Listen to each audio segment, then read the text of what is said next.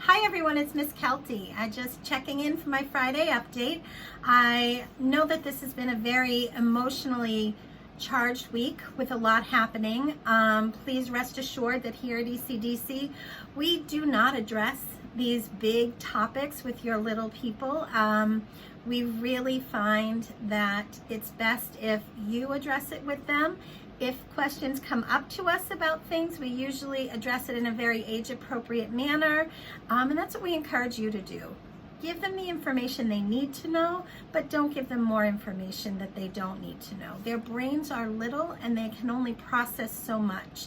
So answer the question that they ask. And if they don't ask, just kind of watch. And if you see that they need some more information, you can give it. But we also encourage you to protect them from the news that's out there. I'm sure you are, but that is one of the ways to help your children is to help yourself.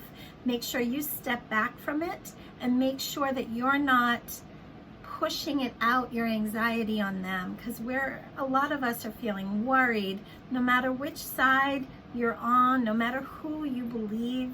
That's not the point. The point is we're all a little worried right now about what tomorrow's going to look like. So I encourage you to go back to our core values and think about inclusivity. And I just wanted to share with you a book. I might have read this in the spring. You might be able to find it on YouTube. I won't read it to you now. But this book is called I Am Human.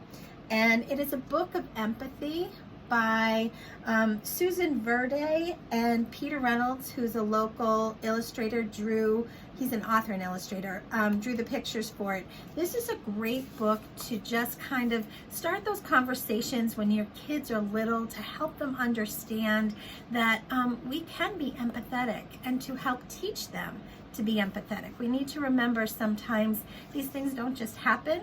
We need to teach it explicitly. And books are a great way to do that. And questions can come up by reading the different books. So again, I have lots of wonderful children's book titles, as do your teachers and our school psychologist. So if there's a specific concept or topic that you're working through with your kiddos and you're struggling with how do you address it, we have titles here that might be able to help you. Titles with grief, titles that books that help with transitions, transitioning to kindergarten, transitioning to a new home, transitioning to having a new child in the house. There's lots of ways to do it, and to help our kiddos through these transitions, children's literature is a great way to do it. I just wanted to also remind people of our arrival and dismissal procedures. I know we've got it down to a nice science now and people feel comfortable. There are some new families in our community who may not have been through the practice. I'm excited. I think this week we have 4 new families who joined us, and we'll have a few more coming in as the month goes along. So remember, when you arrive, to park in your car and to wait until you see the signs. We'll hold up a sign that has your teacher's face on it and your teacher's name, and that's when you can get out of the car and come line up. And when you're lining up, remember there are those tick marks on the ground that are spaced apart. Please make sure you are on those so that, again, we're still maintaining a safe distance as we do it.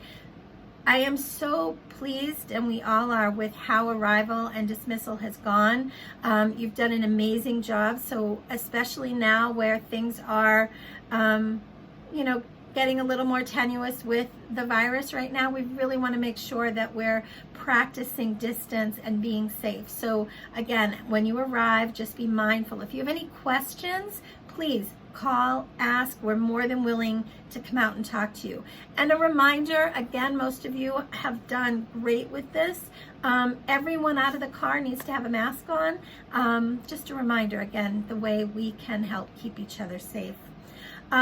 Applications are now available for returning students. So we do ask that you reapply for next year and you select your top 3 choices, and that you'll give that form back to Miss Laura, and then we will be doing our lottery on February 5th.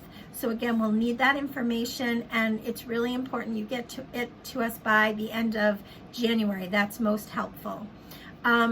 I know a lot of families are worried about the transition to kindergarten, particularly given the pandemic, but we still have to follow the rules that are set forth by Mass General Law that dictates who comes to ECDC. So we really are designed to serve children who are 3 to 5 years old. So if your child is 5 years old and eligible for kindergarten, they're not going to be able to opt into preschool again for the next year. So just wanted to give you that information. I know I've said it a few times, but it's important. If you have questions about it, you can reach out and ask me. As a district, we're looking at what kindergarten needs to be to support those students who are transitioning in their next year after being in preschool, or for the kiddos who didn't go to kindergarten. What's that going to look like as they transition back into school? So the decisions at the district level are being made by teams, and that information will come out as soon as possible. But in the meantime, please be mindful of getting in your registration for next year.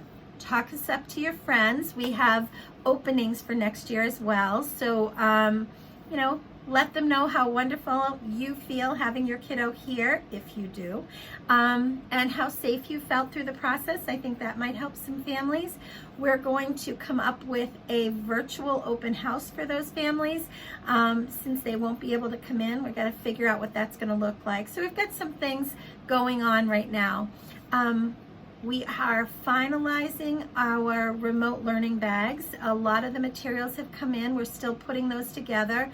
So again, hopefully by mid next week, I'll be able to get those home to you. Maybe not till the end of next week, but that's the plan. If we're missing a few items, we may send them home separately.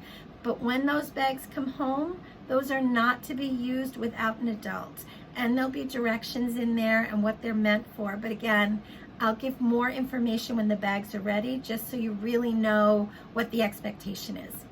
Other than that, I think that's it for me today. But if you have questions, comments, please reach out. I'm always available, and so are your teachers. Thank you. Have a great weekend.